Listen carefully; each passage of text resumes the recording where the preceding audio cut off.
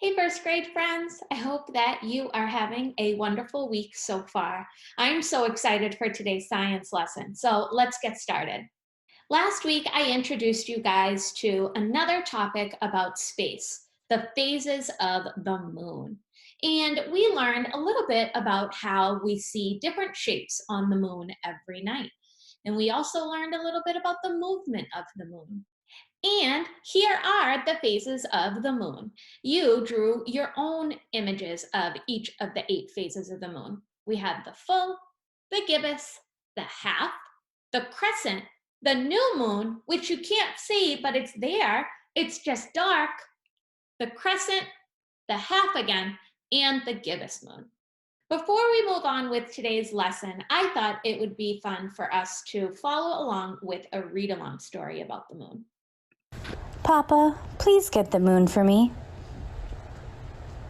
By Eric Carle. Before Monica went to bed, she looked out of her window and saw the moon. The moon looked so near. I wish I could play with the moon, thought Monica, and reached for it. But no matter how much she stretched, she could not touch the moon. Papa, said Monica to her father, please get the moon for me. Papa got a very long ladder.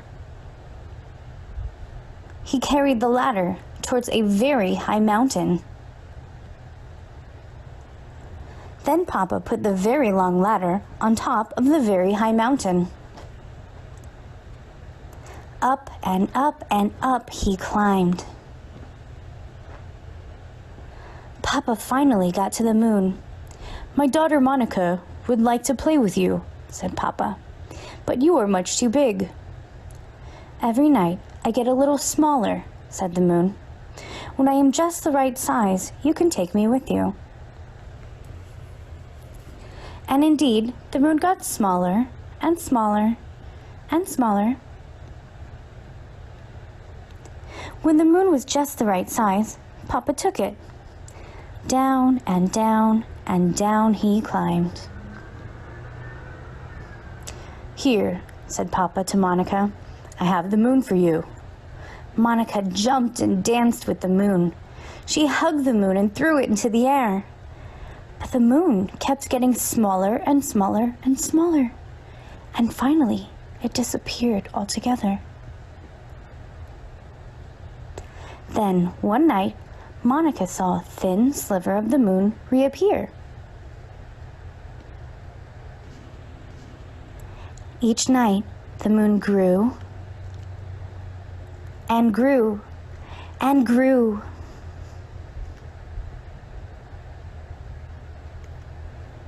The end. So I hope you enjoyed that story about the moon. I have some questions for you guys about this story that also relate to the real moon and what happens up in space. First question, can a person really use a ladder to reach the moon? Is that something that can happen in real life? No. In real life, if you were in a spaceship and you tried to get to the moon, it would actually take 3 days to get there. Next question. Does the moon really change size and shape?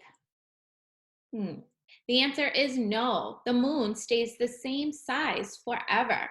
It might look like it's getting bigger or smaller, and those shapes on the moon, like the crescent and the gibbous and the full moon, those shapes are changing, but it's not the moon that's changing. It's the amount of light that's on the moon that is changing.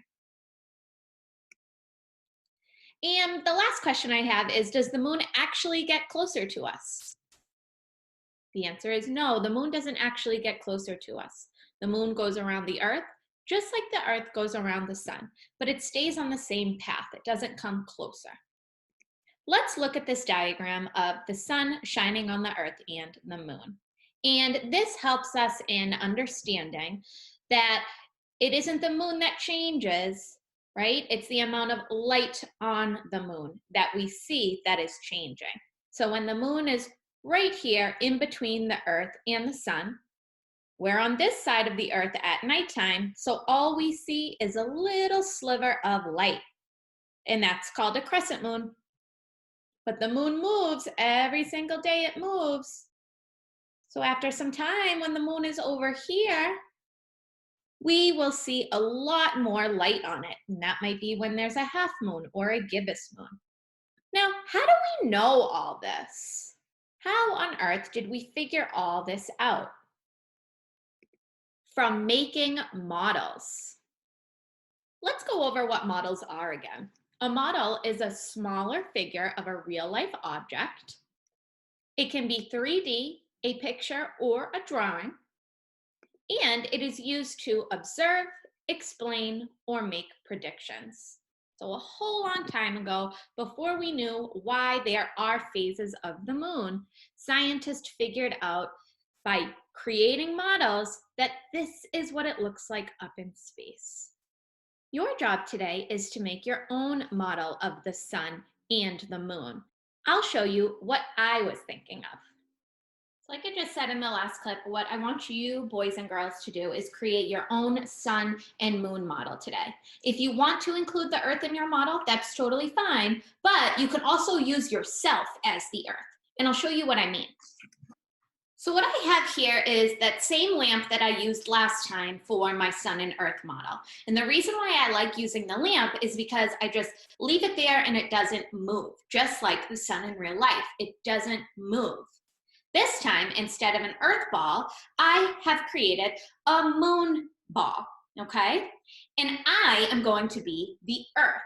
So if I stand in front of the sun or the lamp and I hold up the moon, I don't see any light on the moon, right? Look at where Miss Millerick's eyes are. I am seeing the dark side of the moon.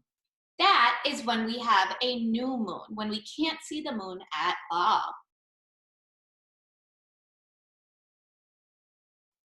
Now, a couple days have gone by. Remember, the moon goes around the earth.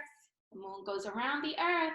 Ooh, you can't see what I see, but I see a half moon. Half of the moon is in darkness and half of the moon is in light. So it looks like a half moon cookie. All right, the moon is moving, the moon is moving. So now the earth is in between the sun and the moon. And now it's a full moon. Every piece of light that I see shining on the moon is lighting it up so it looks like a full moon.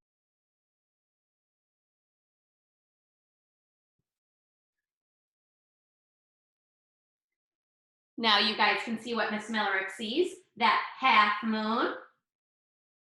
Oop, now I see a little crescent sliver. So boys and girls, I want you to create your own sun and moon model. Make yourself the earth. That way you can see those different shapes of light on the moon throughout the month. When you are done watching this video, you will see in your Google Slides that you have a reminder of what a model can be. And then please take a picture of your model. This last slide is optional. We are about to start a new month, so if you would like to, you can make observations of the moon throughout the month and draw what they look like. I can't wait to see your work, boys and girls. Have a blast!